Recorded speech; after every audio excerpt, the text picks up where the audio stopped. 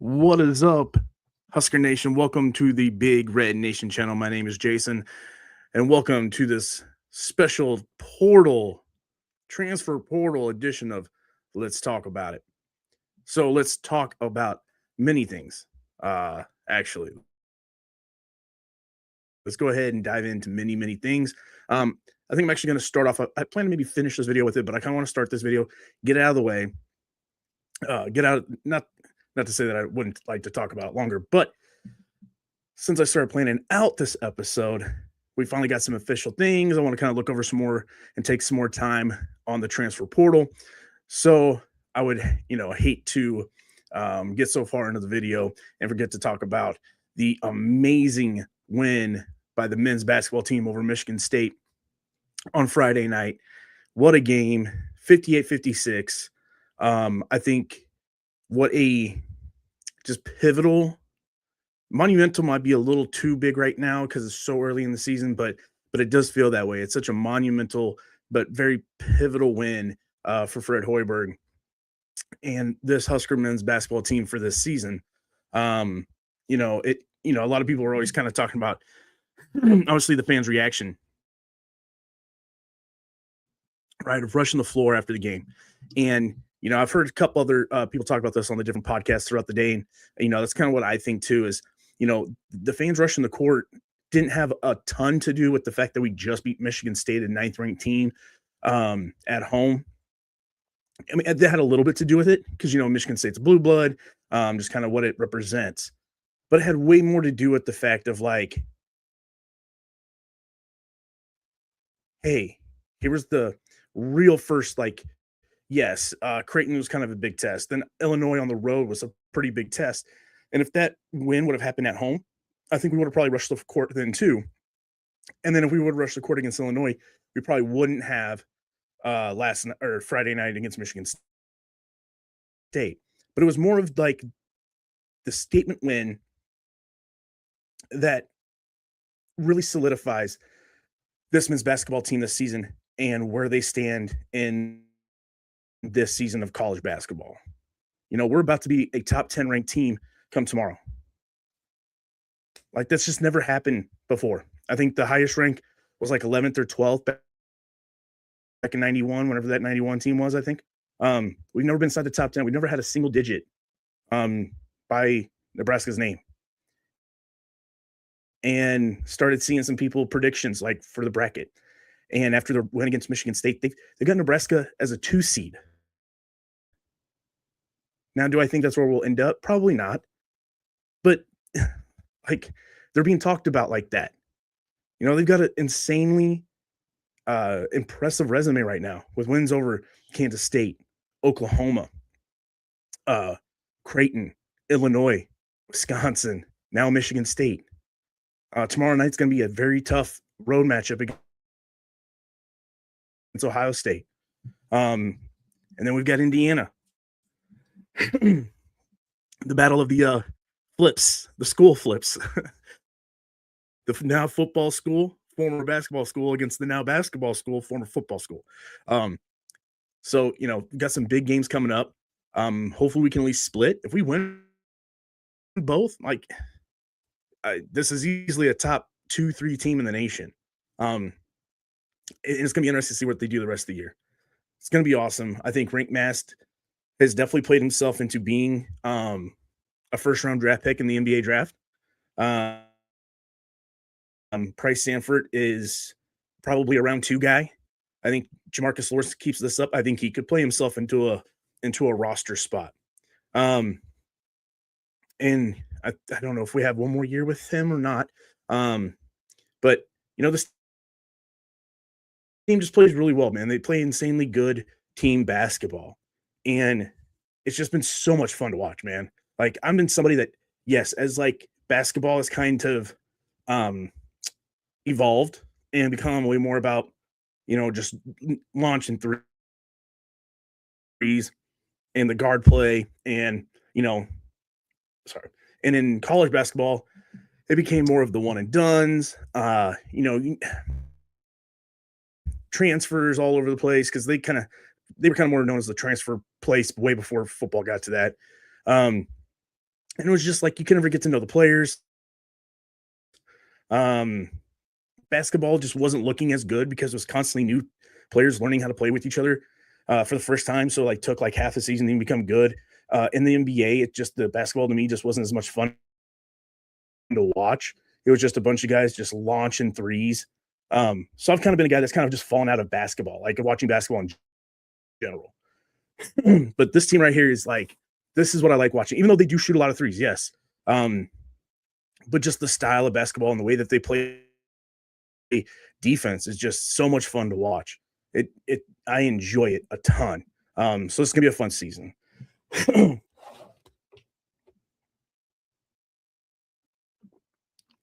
right, let's go ahead and let's start diving in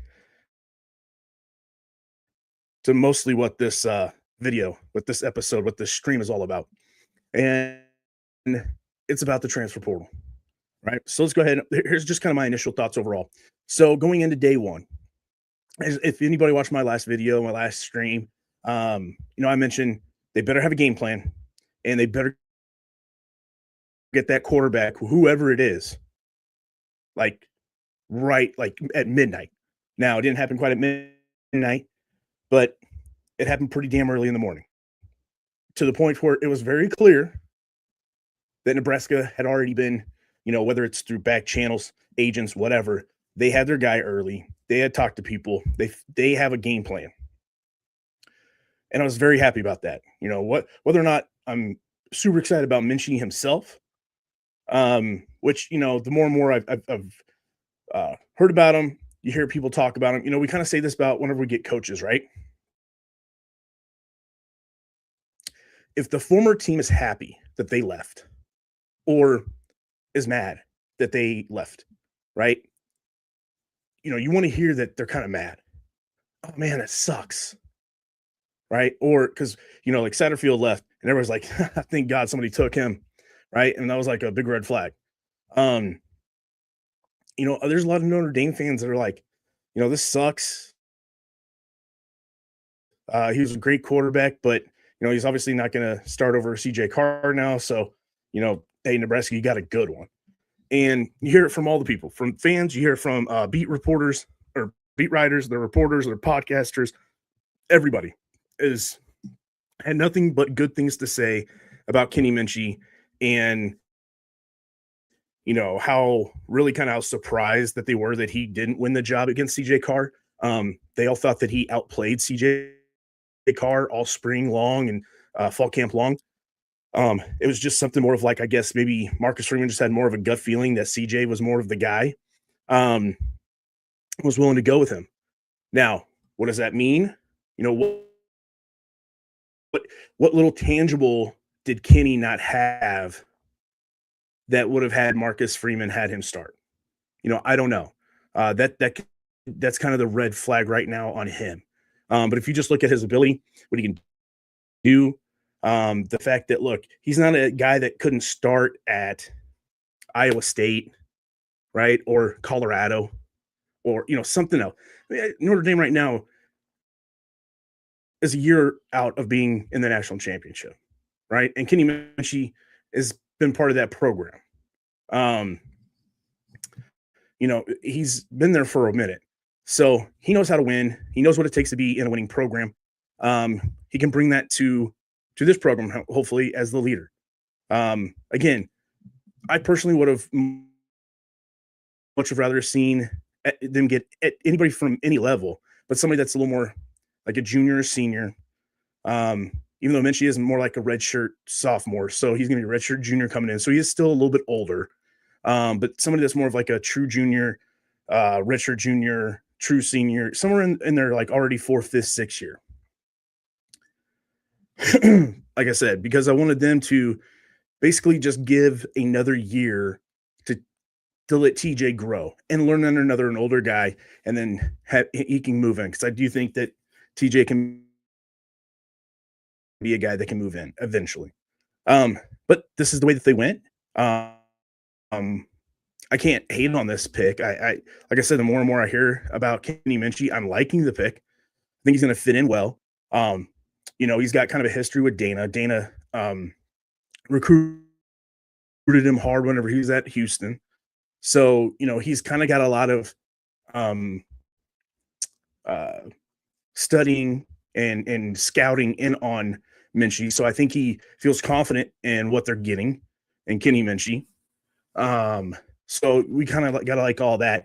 And knowing that too, he chose a quarterback that's got a history with Dana. You know, some people started kind of picking up on this. But in that post game press conference that Matt Rule had after the Las Vegas Bowl, he mentioned, with John Butler, I even kind of pushed that defense on him. Well, I think we can, we've all kind of spoken in the same tone with Dana of like, the offense doesn't look too much different. This doesn't look like a Dana offense. Maybe Matt was also kind of messing around with Dana's offense and saying, no, look, this is the style that we want. We've got Dylan Raiola as our quarterback, and this is how we want to roll with this. And maybe some of the people, maybe it wasn't necessarily just Matt interfering in the offense. Maybe it was Dylan and the Raiolas. There's been a lot of talk now, of course, since now he's gone, about maybe some of the helicopter parenting, if you will, that Dominic was doing with the program. And what Dylan couldn't do what they wanted or couldn't do with Dylan and all that type of stuff. So, I'm thinking, especially with, again, the first little bit of reading between the lines that I could do is whenever they bring in G Pwade. And G Pwade is kind of known for being an offensive line coach at offenses that do a lot of dual threat running and different stuff like that. So Dana likes to usually have a mobile quarterback, right? A Pat White, Case Keenum, guys like that. Now, not all of his quarterbacks have been straight dual threats, but a lot of them, even if you go back to like Graham Harrell and some of that, they could always kind of be mobile enough, get out the pocket, get you 5, 6, 7, 8, 9, 10 yards on a scramble if need be. They're never going to run a straight run play for them, but they can still end up giving you 40, 50 yards rushing at the end of the game just due to scrambling, getting out of the pocket, rollouts that they see an opening in, and they're gone. So I think Kenny Minchie kind of brings that. Probably even a little better than TJ. Not a whole lot better than TJ, but pretty, I think it looks like he moves a little bit better than TJ. In the little bits that we get to see of it. But that kind of has me thinking that, yes, there's a good shot that we're going to a different offense. Maybe not a full-blown different, but it's going to be way more in the Dana side of things than what Matt Rule wants to run side of things. But yeah, so right off the bat, with the quarterback, it had me excited, felt like they had a plan. Then we kind of get a little bit further along, and we're sitting here today, and I'm kind of going, all right, there's been like a lot of these unofficial official commitments. They're like, we already know all these crystal balls came in for Kenny Minchie, but there's still been no official announcement of this, no official commit. Today there's been a lot of talk that's pretty much a done deal now with Owen Chambliss. I've heard a lot of good things about the Brendan Black visit, but nothing official yet. So I was kind of starting now kind of wonder, okay, we've heard of a couple guys that end up canceling their visits. In fact, we heard about another couple today. Malachi. Oh gosh, can't remember his name now. It's the Memphis offensive lineman, Malachi Bleeland or something like that. He canceled. He just followed his former head coach to Arkansas. So, that might have been more of a wishful thinking on that part. But, we thought we were going to get the Henderson from San Diego State. He just ended up pushing back his visit. So he'd go at A&M.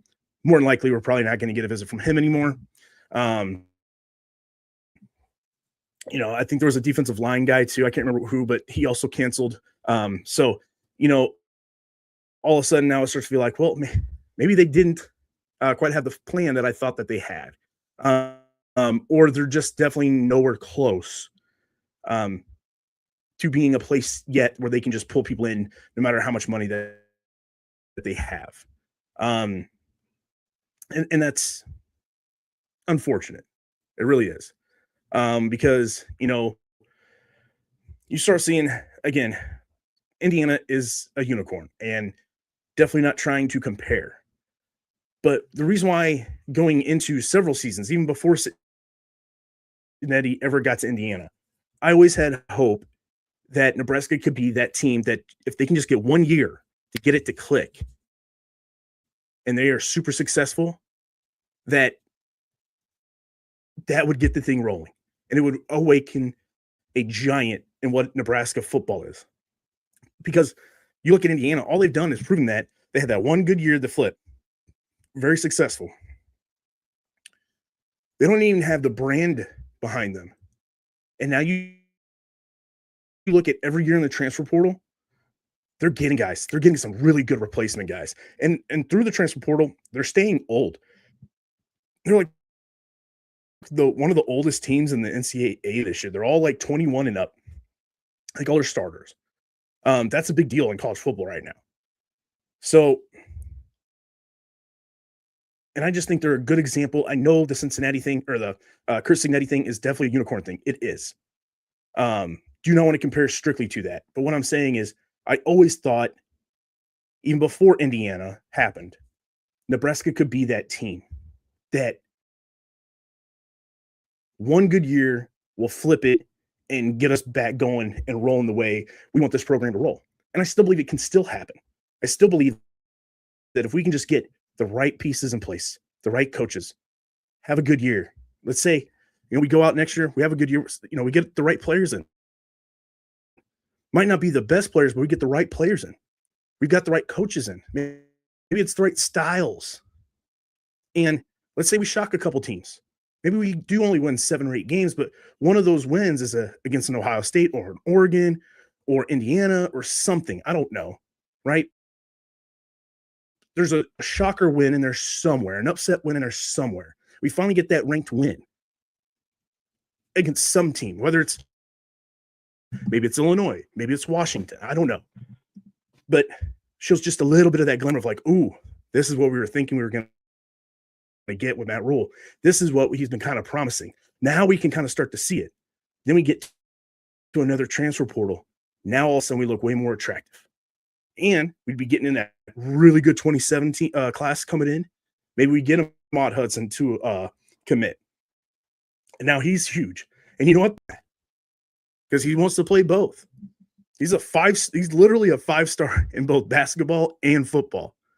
That dude needs to be wearing the Husker red come fall of 27. That is for sure. But I just think some of those things could happen and we get the ball rolling. And like I said, I just think right now, the perfect example happens to be the unicorn example. But I do think that is something that is achievable.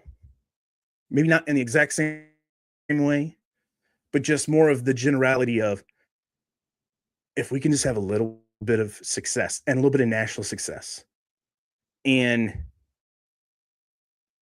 get a little bit more of that mojo going, I think it'll happen. And it looked like it was starting to happen this year. Matt Rule's looking at Penn State or Penn State's looking at Matt Rule. And, there's all that national talk there and we're 5-1. And, I don't know. Maybe things go a little different. We don't have the bad showing against Minnesota. Maybe this could have been that year, but you know what? It wasn't. So I'm still going to hope that one of these years that will be that year. Because I still think all it's going to take is that 1 year. I don't think we have to have 2-3 years in a row of decent success before it finally flips and takes us off to the promised land. I literally think it's going to take 1 year. And then momentum will be on our side. Not saying like 1 year and then the next year we're fighting for the national championship, but I think we go, if we have one decent year, let's say next year, like I said, we win 7 or 8 games, but one of those games is one of those big upsets. and then we make it to a decent bowl game, and we win that bowl game against another pretty good team. That right there will set, I think, enough national excitement that we can end up with a very good portal class that year. Obviously, finish off that 27 class as being a really top 5 type class, and then that next year we probably have a good enough team to shoot and get into the playoffs, have a chance to win a Big Ten title, and get into the playoffs. Not saying we're going to go win anything in the playoff, but I think it has a chance to make that next step. That next year could be that big of a step. And then once you're there, now you're just reloading. And one of those years, you're going to finally break through and win a national championship. But again, it's kind of a pipe dream right now. We got to look into this season and see what we're doing. So again, like I said, we're going into today and not a whole lot of officials. Well, we finally got that official. Kenny Minchie has been officially committed, and he will be, I believe, our starting quarterback next year, but more than likely he's being brought in to compete with TJ. But I do think he's going to end up being the starting quarterback next fall.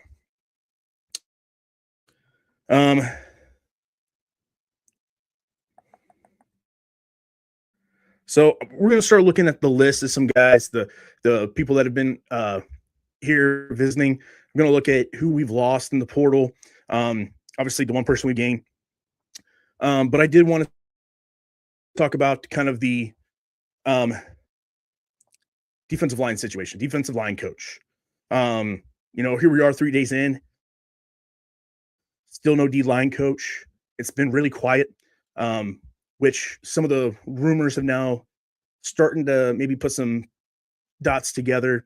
And people are thinking it could be a former Matt Rhule assistant, current assistant defensive line coach for the Houston Texans, my Houston Texans, Frank Okam. Frank Okam played at Baylor. He was that just insanely stud rush end at Baylor, and coached with Matt Rhule at Baylor. He also coached, and he was like the full-blown D-line coaches at Baylor, Toledo, somewhere else. He was an assistant defensive line coach, I think, for the Raiders and somewhere else in the NFL, and now he's with the Texans. So he's kind of a little different than Terry Braden. He's played the position, he's coached the position in many different levels, and he's actually held rooms in college, and he's recruited in college. So he's a little different than a Terry Braden. The only thing that he is the same as, and this is what worries us all, and myself included, is, the big thing about Terry Braden was he couldn't recruit because he just kept staying with the Chiefs all the way to the Super Bowl.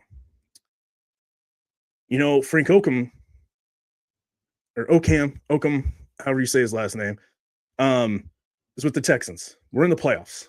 So he's at least going to be coaching another week. I don't think – now, I don't know. Maybe it's a little different the way that, D'Amico and Matt Burke have that defense set up. He might not need to stick around. Maybe sticking around to win a Super Bowl isn't quite as important to him, being an assistant. But maybe it is. So if he has to stick around, obviously as a Texans fan, I'm hoping we go to the Super Bowl. There's a really good chance the Texans do. All right, we got probably the best defense in all of the NFL. Come on, have you seen that, Dean? The only problem is that we have our offense. So, but I'm hoping we go to the Super Bowl. But as a Husker fan, I don't want to wait that long before our defensive line coach comes into the fold. I think that's what hurt our defensive line recruiting last year, was because Terry Braden wasn't around.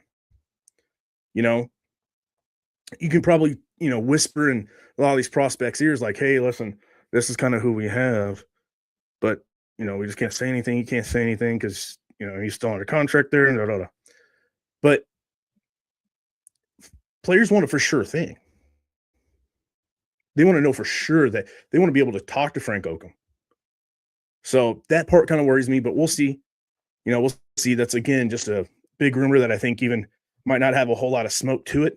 Might just be a lot of people trying to put dots in together and have a name, and that's a kind of a known name. Um, so yeah, so let's go ahead. We're gonna look at some stuff here. We're gonna start off with this is kind of the there we go. All right. This is the list of all of our portal action going forward. So of course we start off with gaining Kenny Minchie from Notre Dame. Today we are in, the whole transfer portal session so far. We have had these guys enter the portal: Jalen George, Dylan Raiola, Malcolm Hartzog, Maverick Noonan, Preston Okafor, Jamarion Parker, Caden Vermas, Marcos Davila, Tristan Alvano, Jason Machachak, Braylon Prude, Ramir Stewart, Dylan Parrott, Houston Kiahana Torres, Bryce Turner, Larry Tarver, and this one kind of hurt a little bit here. Keona Davis, and then Roger Gradney. The Keona Davis one, yeah, it sucks because I think he is going to end up being a really good football player. But at the same time, with kind of how things have just been going, with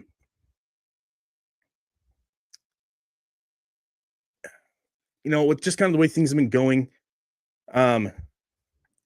it's not like he's been overly producing.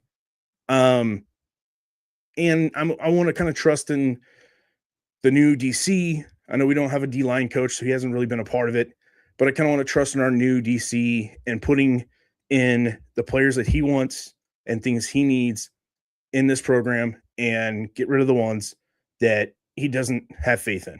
Not saying that's what it was. Maybe it was more Keona just saying, nah, I'm not going through another restart. I'm going to go somewhere else.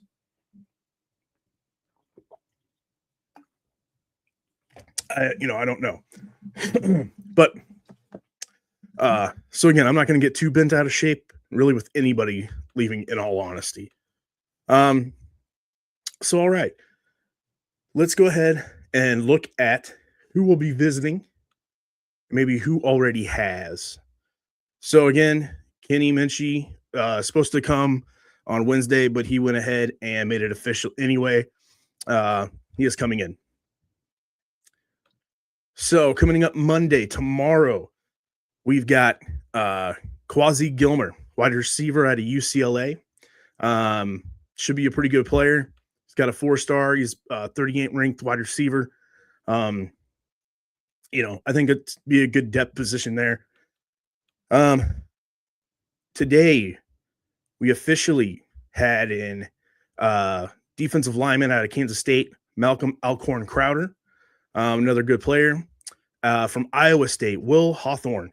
Will Hawthorne is a redshirt freshman. Very, very good linebacker coming out of high school, 6'2", 220. It kind of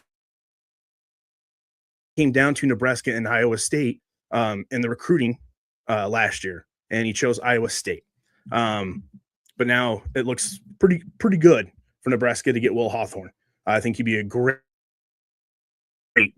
pickup. Next, we got Anthony Jones out of UCLA. He's an edge, 3-star. Never really did a ton, right? To be honest, he's only got 1 year. I think he's a senior, or will be a senior. But he's always had like 2 to 4 sacks and about 20-25 tackles a season. So his production would not be a big enough increase over the production that we already have from our edges. So it'll be interesting to see if they really think that they could, for his 1 year left, elevate him to be better than that. Next up, we got Horace Lockett, defensive line from UCF. He's 6'6", 341. Big build. That's kind of what we're looking for. Unfortunately, though, he's coming off of an injury. He probably wouldn't even be available until the fall, so he's going to be way behind. I also believe he's a senior, or he'll be a senior. I don't think this would be a smart pickup, unless he's going to be able to be cheap and they'll just kind of have him as a rotation guy. I don't know. But this would be another pickup I don't think would be a smart pickup, but we'll see what happens. Um, we also had Dexter Foster, linebacker out of Oregon State, 6'4", 200 pounds. This would be a very good pickup.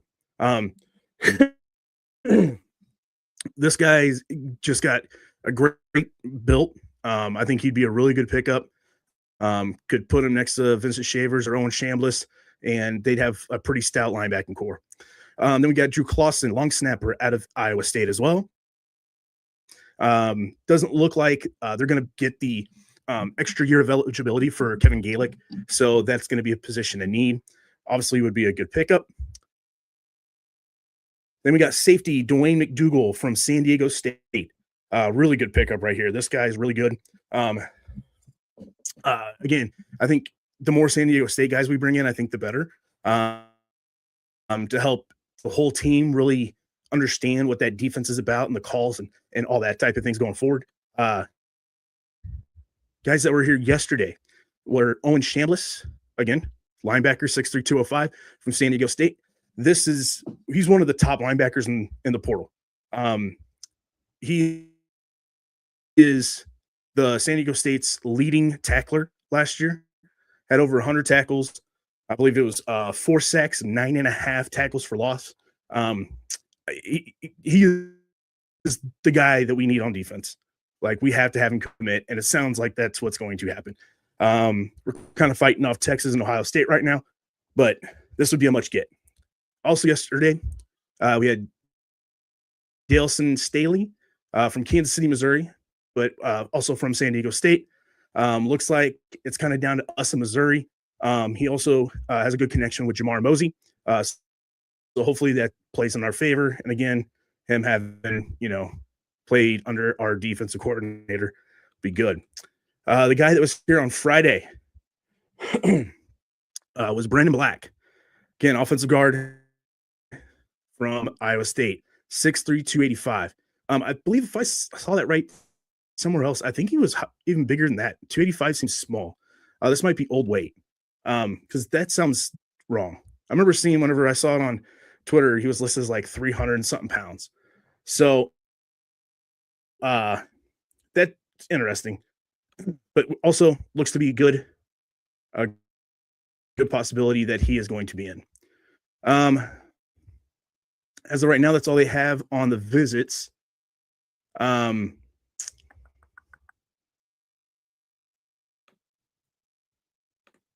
that's what we got there. So again, you see a lot of different things, but the one thing we didn't go over at all, and I have not heard any names in all honesty on this position, that's running back.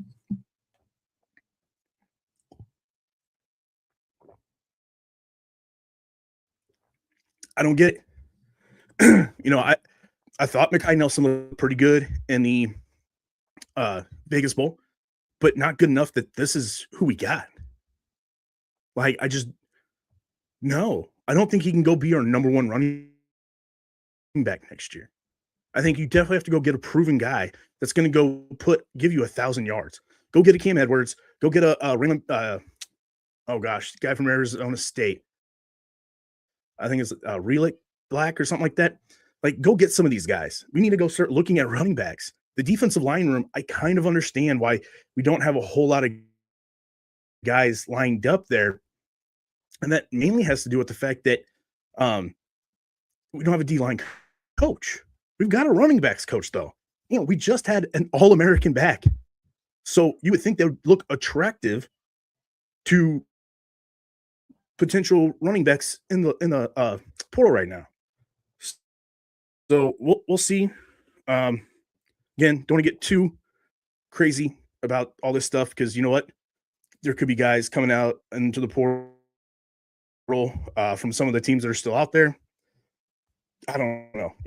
Maybe they're waiting around. Maybe they know somebody. I don't know. But that's just kind of really kind of disappointing to see that there's no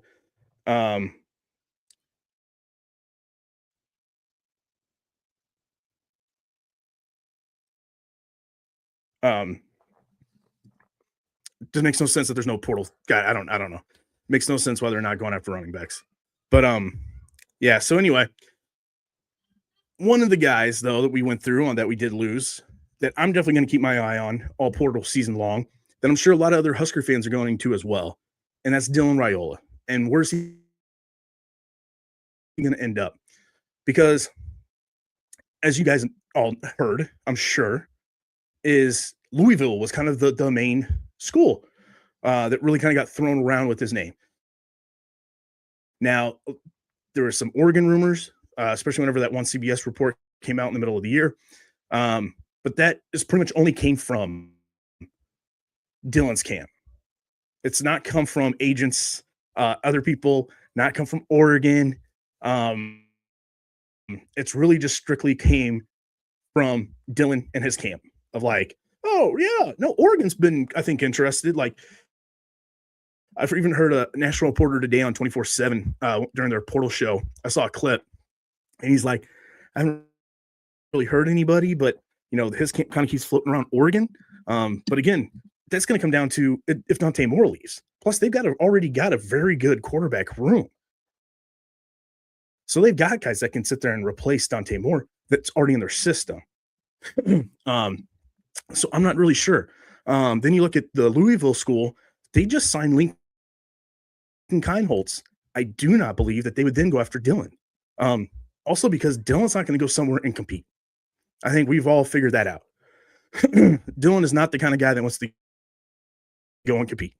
He wants to be handed the job and be treated as such. So that's going to be very interesting to see what's going to happen with him, where he's going to end up.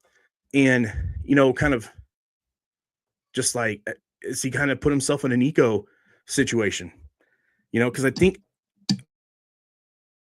definitely don't think he's going to get the $3.5 million that he was earning from Nebraska.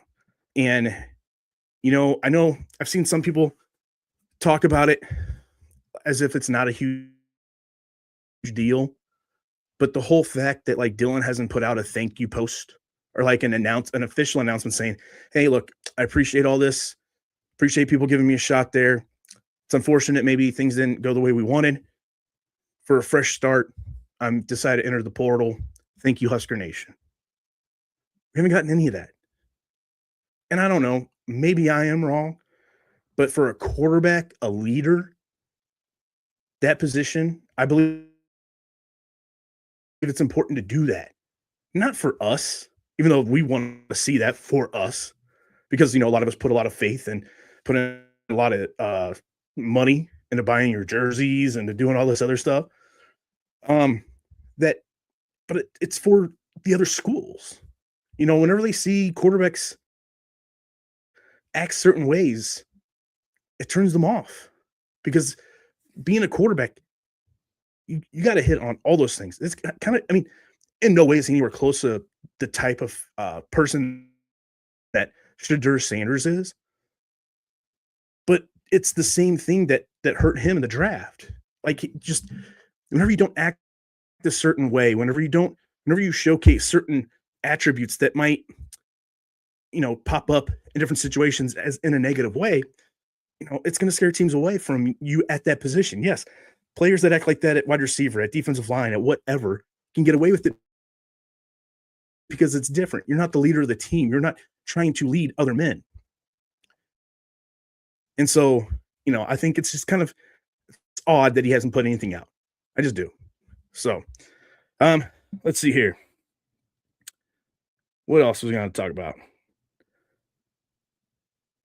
Oh, yeah. And then too, with the whole Dylan thing.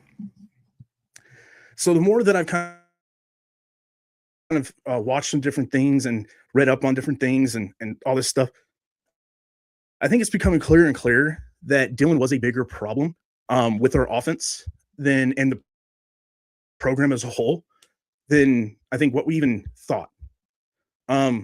You hear a lot more, because it's true. Once people leave, then a lot of the people that have these inside thoughts and knowledge of things or feel more freely to speak on it, because now they're not throwing anybody in the program under the bus. And one thing was, obviously we've always known he checks out of a lot of plays. Okay, well, is he checking out of a lot of plays of Dana's that now throw him in a wrench, and now he's got to get out of, and then Dylan still keeps checking, and it's never really a full rhythmed offense that Dana's putting together. It's Dylan just constantly checking and just running plays. So you're kind of hearing more on that. And then also the other day I was watching Average Joe's and Chris Schmidt. It's like, you know what? I don't care. I'll say it. I know somebody that, within the offensive line, like a player and all this other stuff. And basically the reason why there's a lot of bad protection is, usually the center goes out, kind of sets up the protection, says, hey, this is how the lineup is. I see so we're slide left protection, blah, blah, blah. And then Dylan would check out of that and check to a different type of protection because he knows better. And then that would cause confusion, or certain people wouldn't hear the check. And then next thing you know, the one right tackle is blocking differently than the rest of the offensive line, and it gets Dylan killed. So it's not even just that he holds onto the ball too long. It was also that a guy that I think he thought he knew better than everybody else kept putting people in bad positions. And I don't think, Schmidt never really goes out of his way to throw out inside knowledge. In fact, he hardly ever does, unless he does a little bit on his weekly show that I don't listen to as much. But he did that. And I think, it's because he just finally wanted to put that out there to clear some different people's names as players. Like Gunnar Catulli didn't like the way that a lot of people wanted to throw Gunnar under the bus, whenever a lot of times it wasn't Gunnar's fault. And some of those confusions and protections could be kind of what gets guys like Gunnar hurt. Whenever, they're confused, they're not blocking correctly, and now they're misstepping, they're overstepping, they're hyperextending things, and boom, then they're hurt. So, I just thought that was kind of interesting to know whenever people start talking about that.